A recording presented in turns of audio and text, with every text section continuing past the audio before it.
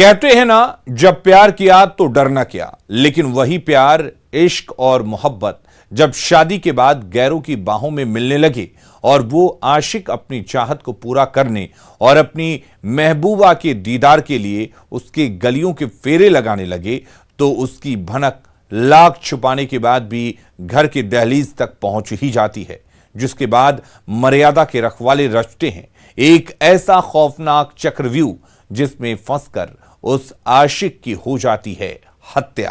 आखिर इस वारदात की पूरी हकीकत क्या है, देखिए इस रिपोर्ट में। सनक में शैतान बना पति, पत्नी की आशिक को उतारा मौत के घाट, कत्ल से दहल गया इलाका, चढ़ गया पुलिस के हत्थे।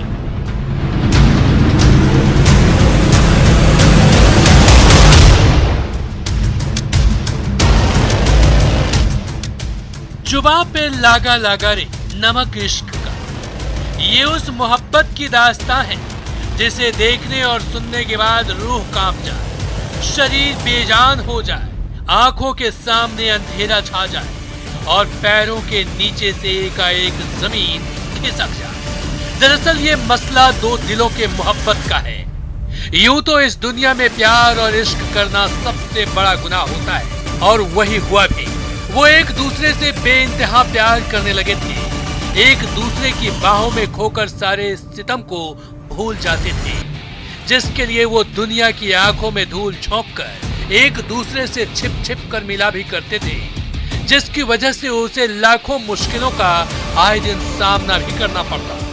5 साल से मुंबई रह रहा है, उसकी बीवी जो मधुबनी रहती है, जो मिसिंग पर्सन है वो भी उसी गांव का है, और लास्ट 1 ईयर से उनमें अफेयर चल रहा था। जैसे जैसे वक्त बीत रहा था वैसे वैसे मोहब्बत जमा हो रही थी, लेकिन उसके प्यार पर किसी की नजर पड़ गई और वो एक झटके में ऐसे टूट गई जैसे शाखों से पत्ते।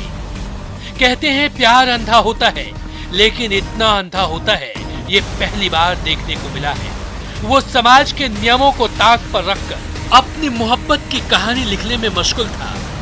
इसकी भनक एक दिन उसकी प्रेमिका के घर की दहलीज तक जा पहुंची, जिसके बाद घर वालों ने पहले अपनी बहू को समझाने की लाख कोशिश की, लेकिन प्यार में वो इस कदर बिफर गई थी कि वो किसी की बात सुनने को राजी नहीं हुई, जिसके बाद उसे मुंबई में रह रहे उसके पति के साथ भेज दिया गया, जिससे इन दोनों का मिलना जुलना ना हो पाए। लेकिन जैसे ही वारदात की पूरी कहानी सुरेंद्र मंडल को पता चली, तो वो अपने सिर पर पाप का घड़ा ढोने के बजाय उसे साफ करने की जुगत में जुट गए। बदले की आग में जल रहे सुरेंद्र मंडल ने पहले अपने दोस्तों के साथ मिलकर मौत का जाल बिछाया, और साजिश के तहत तो उसने बिहार से अपनी पत्नी के आशिक राजेश को मुंबई बुलाया और मौका देखकर उसे मौत के घाट उतार दिया, और मर्डर के बाद शव को पानी की एक टंकी में फेंककर उस पर 25 किलो के नमक की बोरी उड़ेल दिया।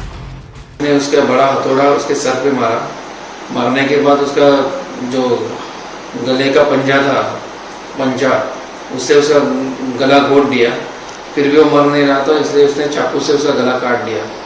काटने के बाद उसका जो डेड बॉडी है वो ग्राउंड फ्लोर के यहाँ पे एक पानी का टंकी है सीमेंट का, उस टंकी में उसने एक जगह पे छिपा दिया, और किसी को पता न चल जाए और बास ना आए, इसलिए उन्होंने उस पर 25 किलो नमक डाल के उसको बंद करके दूसरे दिन ये लोग सब भाग गए।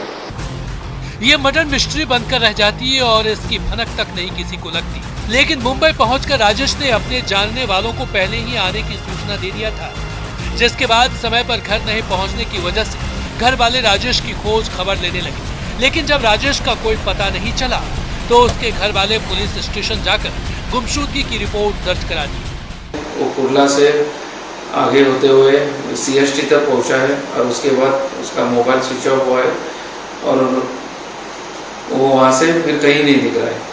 तो उसके बाद हम लोगों ने तहकीकात जारी की, तो पता चला कि जो वो जिसको मिलने गया था वो बंदा देखी उसके दूसरे दिन उसके साथियों के साथ वहाँ से कंस्ट्रक्शन साइट से गायब हुआ है।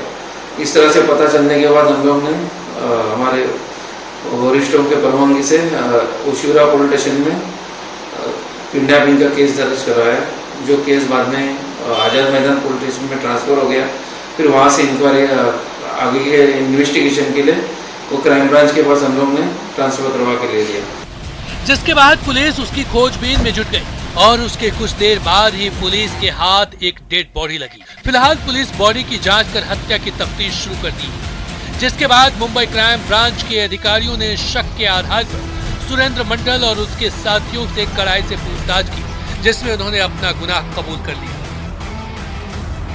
हम लोगों ने जो 2 टीम तैयार की, एक टीम हमारी बिहार चली गई, जो बिहार में से हम लोग ने जो मेन एक्यूज है उसको ताबे में लिया और उसके चला कि वो साथ में और 3 एक्यूज है।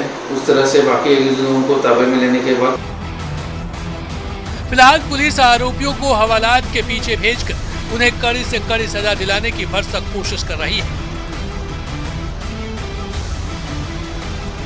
Bureau report, news 18। बेगूसराय में एक बार फिर